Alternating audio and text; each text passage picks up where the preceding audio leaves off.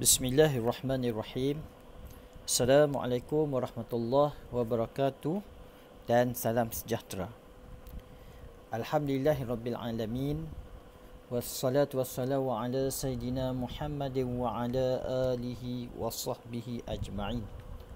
Rabbi shrah li sadri wa yassir li amri wahlul 'uqdatam min lisani yafqahu qawli. Allahumma iftah alaina hikmataka wanshur alaina min ghazaini rahmatika ya arhamar rahimin. Alhamdulillah, bersyukur cikgu kehadrat Allah Subhanahu wa taala kerana pada hari ini dapat kita sekali lagi bertemu pada sesi yang ke-7. Pada sesi ini cikgu akan membawa pelajar-pelajar untuk memberi tumpuan masih kepada bab 2, iaitu sumbangan tamadun India dari aspek pendidikan. Jadi sumbangan tamadun India dari aspek pendidikan antara soalan yang dianggap penting dalam persediaan pelajar-pelajar menghadapi SPM pada tahun 2020 yang dipindah pada 2021. Jadi cikgu berharap pelajar-pelajar akan dapat memberi tumpuan pada kali ini, yang mana cikgu akan masih mengekalkan menggunakan kaedah KS, fakta, contoh, huraian, how, why dan inferen. Tetapi cikgu akan ambil formula ini daripada kandungan buku teks. Jadi petikan daripada buku teks adalah tumpuan kita pada hari ini. Jadi pelajar-pelajar, cikgu harap dapat bersedia dengan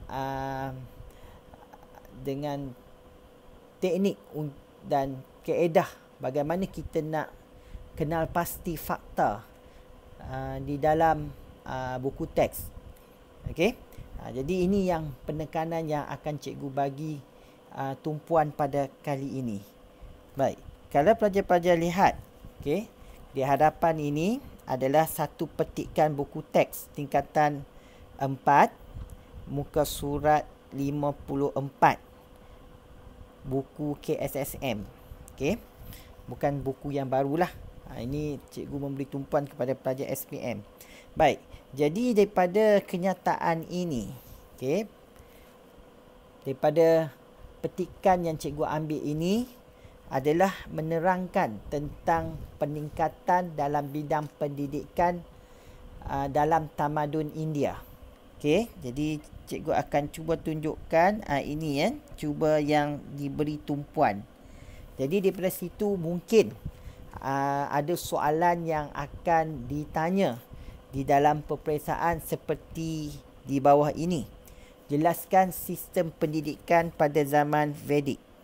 Okey, kalau pelajar-pelajar lihat, ini antara soalan yang mungkin menjadi soalan yang popular pada SPM 2020 atau 2021.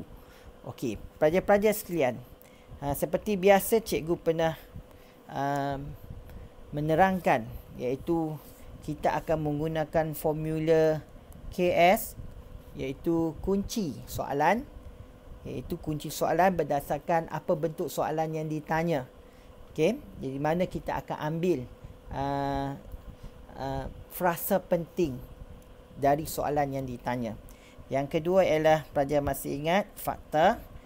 Okey, yang ketiga ialah kita akan cuba lihat dari segi contoh, dan yang keempat kita akan lihat dari segi how, huraian how, cikgu letak HOW, dan yang kelima WHY, why, dan akhir sekali adalah inferen.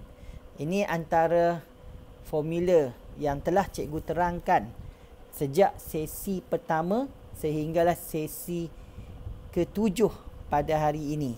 Jadi cikgu berharap pelajar-pelajar sudah semakin mahir macam mana untuk tentukan di manakah faktanya, Baik, berdasarkan petikan ini, kalau pelajar-pelajar lihat berdasarkan apa yang ada di petikan muka surat 54, okey, dan 55.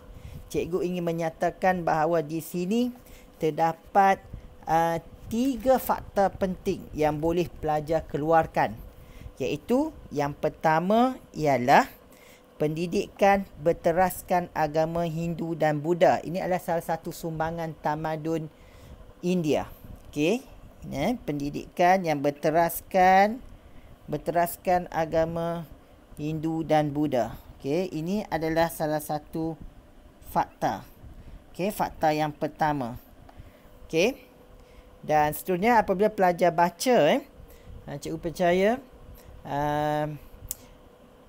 pada perenggan yang kedua ini ada lagi 2 fakta yang boleh dijadikan sebagai jawapan berdasarkan formula yang cikgu senaraikan tadi, iaitu fakta yang kedua iaitu sumbangan dalam bidang karya saintifik. Okey, mempelajari karya saintifik. Okey, ini boleh kita jadikan fakta yang kedua, dan juga dalam bidang falsafah. Ini boleh jadikan fakta yang ketiga. Jadi ini 3 fakta yang akan cikgu bincang dengan pelajar-pelajar pada kali ini. Okey, baik. Kalau pelajar-pelajar lihat, kita ambil dulu fakta yang pertama, pendidikan berteras agama Hindu dan Buddha. Jadi kita dah ambil fakta, kita nak lihat contoh. Jadi contoh di sini ialah kalau pelajar baca betul-betul, pelajar akan lihat iaitu contohnya di mana. Di sini ialah di Kolej Brahman. Okey, ini adalah contoh pelajar. Kemudian boleh dilihat juga di istana. Okey, contoh yang kedua. Okey, kemudian di rumah. Ini adalah contoh yang ketiga. Dan akhir sekali adalah di universiti. Okey, di universiti. Baik. Jadi ada 4 contoh. Kalau pelajar-pelajar lihat di sini boleh dimasukkan dalam huraian. Jadi daripada 4 contoh ini, okey, pelajar-pelajar tentu faham iaitu universiti ni ada 2. Okey, cuba lihat Universiti Taxila dan juga Universiti Nalanda. Jadi ada 2 contoh universiti. Okey. Baik, seterusnya contoh dah selesai. Kita tanya bagaimana pendidikan berteraskan agama ini disampaikan. Iaitu yang pertama, kalau pelajar-pelajar lihat di sini. Okey. Bagaimana mempelajari hukum agama. Okey, tengok di sini ayatnya, hukum agama harus dipelajari. Jadi ini kita boleh jadikan sebagai salah satu how. Cuba bagaimana pendidikan berteraskan agama Hindu dan Buddha ini, okey, dilakukan, iaitu mempelajari hukum agama. Kemudian yang kedua, kalau pelajar-pelajar baca, pelajar akan lihat huraian yang kedua, iaitu menghafal pelbagai buku agama, khususnya kitab Veda. Okey, jadi ini how yang kedua. Okey, how yang kedua. So kitab Veda ini dalam bahasa Sanskrit. Okey. Jadi pelajar dapat lihat cikgu mengapa kitab Veda dalam bahasa Sanskrit. Kita tengok di sini Okey. Bahasa Sanskrit merupakan medium pengajaran yang penting.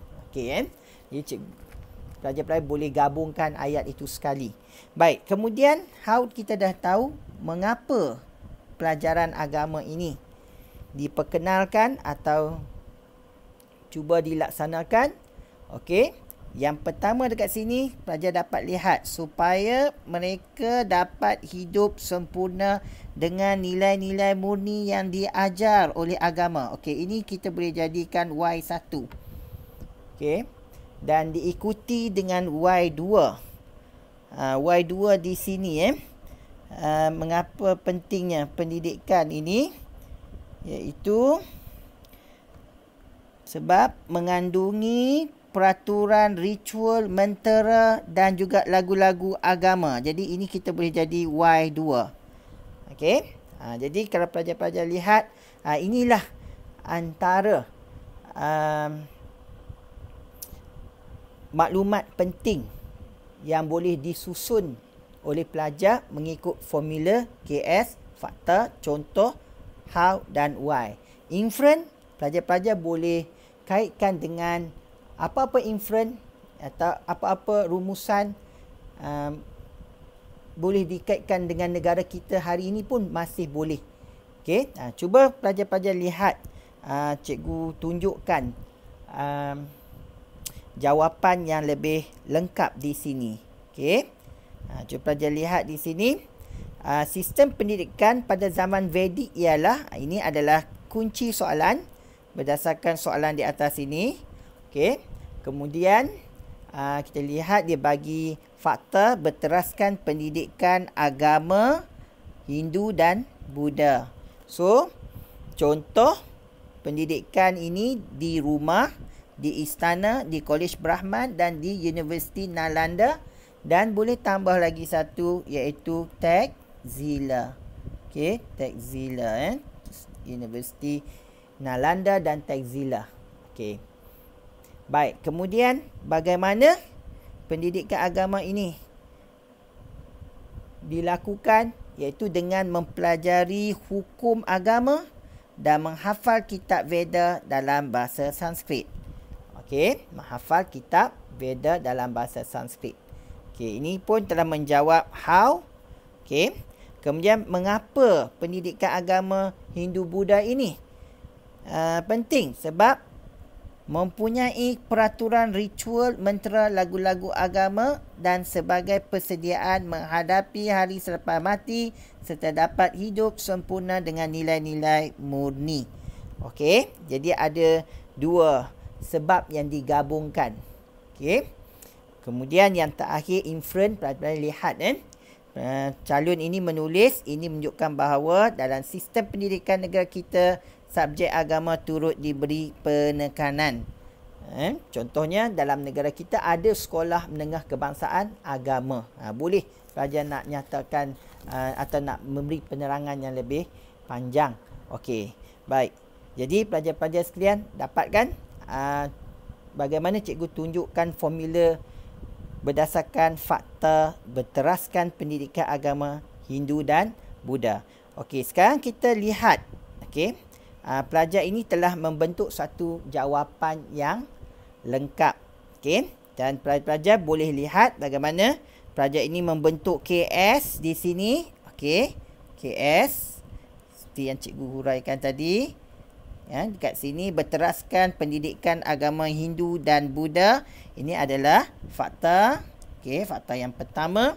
Kemudian diberi contoh. Contoh di rumah, istana Kolej Brahman dan Universiti Nalanda dan Taxila. Kalau nak tambah Taxila bolehlah. Okey, jadi di sini okey, contoh. Okey, diberi contoh. Okey. Kemudian bagaimana dia sambung dengan perkataan dengan mempelajari hukum agama dan menghafal kitab Veda dalam bahasa Sanskrit. Okey, jadi ada how di sini digabungkan. Okey, kemudian kerana ni why lah. Okey, mempunyai peraturan, ritual, mentera, lagu-lagu agama dan sebagai persediaan menghadapi hari selepas mati serta dapat hidup sempurna dengan nilai-nilai murni. Ini adalah why. Okey, why yang digabungkan. Okey, dari buku teks dan kemudian yang terakhir adalah inference. Okey, jadi cikgu harap pelajar jelas. Okey, nampak bagaimana formula yang telah cikgu susun berdasarkan KS, fakta, contoh, how, why dan inference. Okey, sekarang kita pergi ke fakta yang kedua. Kalau pelajar-pelajar lihat fakta yang kedua tadi, fakta yang kedua tadi dikaitkan dengan muka surat 57 dan 58.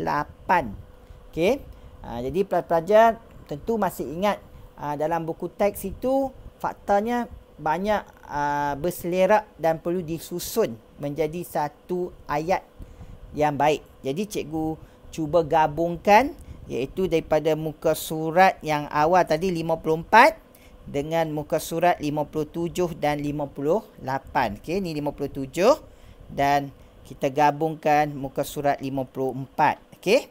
Jadi tadi kan cikgu ada terangkan fakta yang kedua, mempelajari karya saintifik. Okey.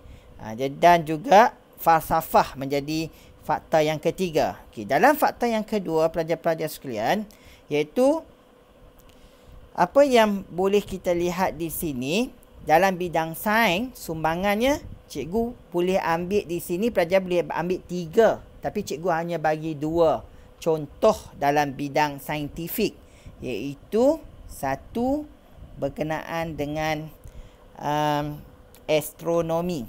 Okey, pelajar lihat ni contoh yang pertama dalam bidang saintifik, astronomi, dan contoh yang kedua iaitu dalam bidang perubatan.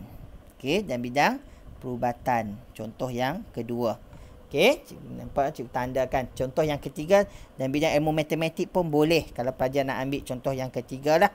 Okey, jadi boleh bagi 3 contoh. Tapi dalam huraian cikgu bagi 2 contoh sahaja. Baik, astronomi ini bagaimana?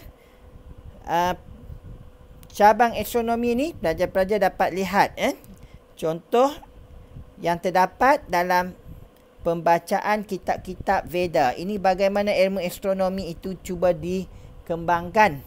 Okey, iaitu melalui pembacaan kitab-kitab Veda dan aktiviti yoga. Aktiviti yoga ini merujuk kepada perubatan fisiologi. Okey. Kemudian astronomi merujuk kepada pembacaan kitab-kitab Veda. So, di sini menghuraikan bagaimana ilmu astronomi itu disampaikan melalui pembacaan kitab-kitab Veda, dan juga bagaimana ilmu perubatan fisiologi itu disampaikan, iaitu melalui aktiviti yoga. Di sini aktiviti yoga ni menjawab how, dan melalui kitab Veda ini menjawab how juga. Okey. Jadi pelajar-pelajar dapat lihat dah ada fakta, iaitu faktanya apa dia dalam bidang saintifik, diikuti dengan contoh. Contoh ada 3 tapi cikgu cuma ambil 2, iaitu contoh pertama bidang astronomi, contoh yang kedua ialah bidang ilmu perubatan fisiologi. Okey. Baik. Kemudian bagaimana astronomi itu disampaikan? Melalui kitab Veda. Jadi hal pun dah ada kan. So sekarang kita tanya why. Mengapa pentingnya ilmu sains ini? Okey, jawapannya ada di muka surat 54. Pelajar dapat lihat di sini jawapan dia, iaitu untuk meningkatkan ilmu sains. Okey, dan juga untuk mengatasi buta huruf serta jawatan dalam pemerintahan. Jadi ada 3 why yang boleh pelajar-pelajar guna untuk karya saintifik dan juga falsafah. Okey, untuk fakta yang kedua dan fakta yang ketiga, pelajar-pelajar boleh guna why, huraian ini. Okey. Baik, cuba tengok pelajar-pelajar ini membuat dalam susunan yang lengkap berdasarkan gambar rajak ini. Pelajar-pelajar lihat ditanya untuk meningkatkan ilmu sains, mengatasi masalah buta huruf dan menjawab jawatan penting dalam kerajaan. Jadi ada 3 why di situ. Dan ini menunjukkan bahawa bidang ilmu saintifik merupakan bidang yang penting sesebuah negara sehingga hari ini. Okey, boleh sambung sikit pelajar nak kena jika negara itu ingin mencapai negara maju. Okey, ini yang penting. Okey, baik. Pelajar-pelajar dah dapat satu kerangka jawapan yang ada fakta, ada contoh, ada how, ada why dan ada inference. Okey, cuma inference dirasionalkan. Okey, inference pelajar boleh bagi pandangan sendiri, tapi cikgu guna pandangan cikgu yang inilah. Okey, baik. Seterusnya pelajar lihat yang ketiga. Okey, fakta yang ketiga. Untuk fakta yang ketiga, iaitu cikgu cakap dalam bidang ilmu falsafah, Okey, dan bidang ilmu falsafah kita kaitkan muka surat 56. Okey, pelajar kita lihat muka surat 56. Kita gabungkan 56 tadi. Muka surat 56 dengan 54. Okey, 56 dan 54 digabungkan. Sebab fakta ketiga di sini ialah iaitu mempelajari karya falsafah. Okey.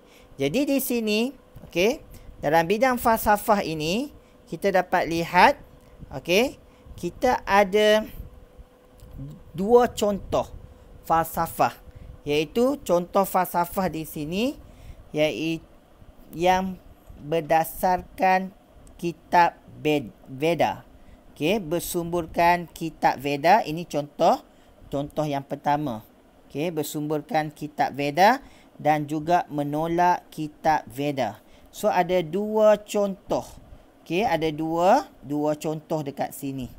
Jadi pelajar-pelajar boleh terus menyatakan, okey, iaitu yang menyokong kitab Veda ni terdiri pada Ring Veda, Yajur Veda, okey, Sama Veda dan Atharva Veda, Upanishad serta Mahabharata.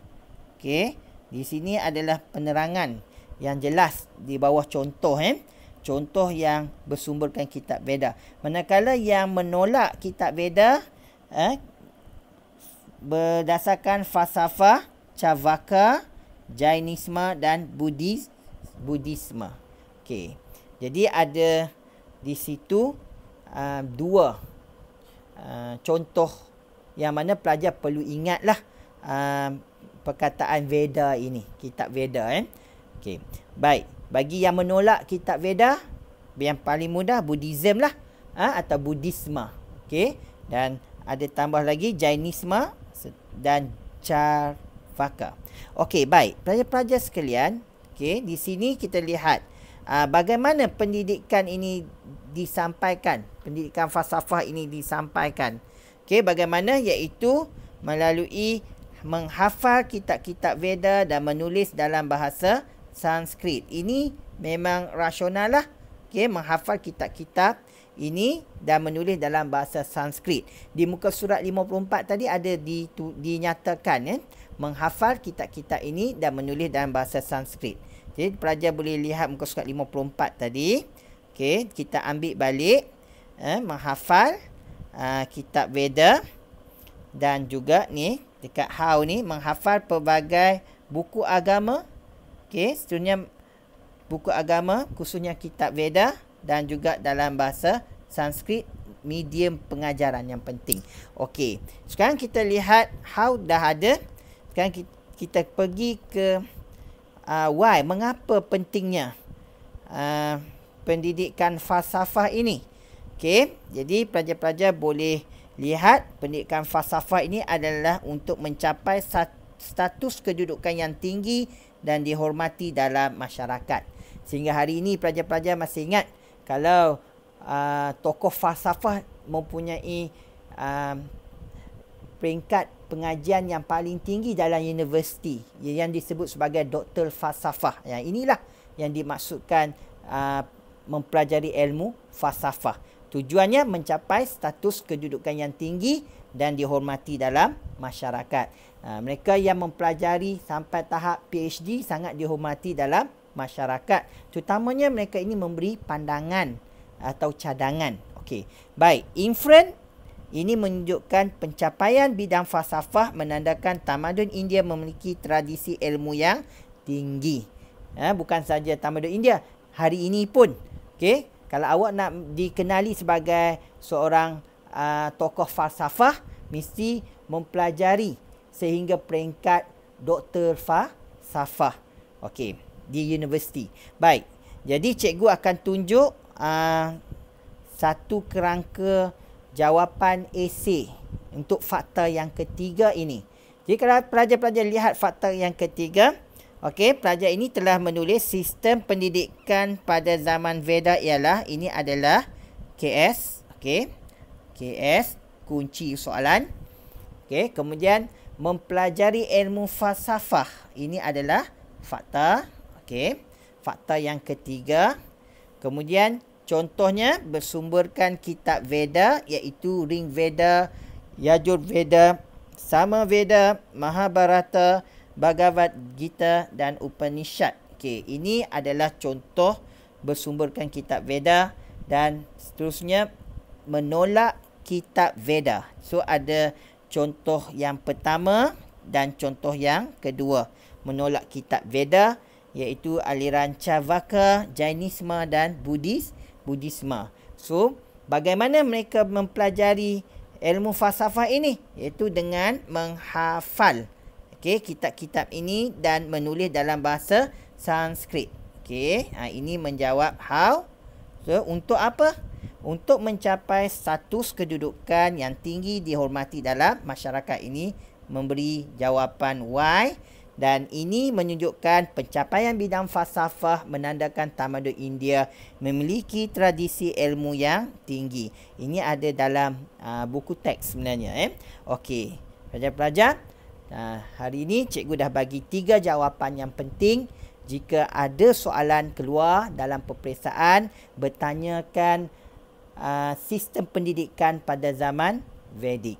Jadi insya-Allah kita bertemu lagi pada masa yang akan datang. Assalamualaikum dan selamat mengerjakan ibadah puasa yang beragama Islam dan salam sejahtera. Jumpa lagi.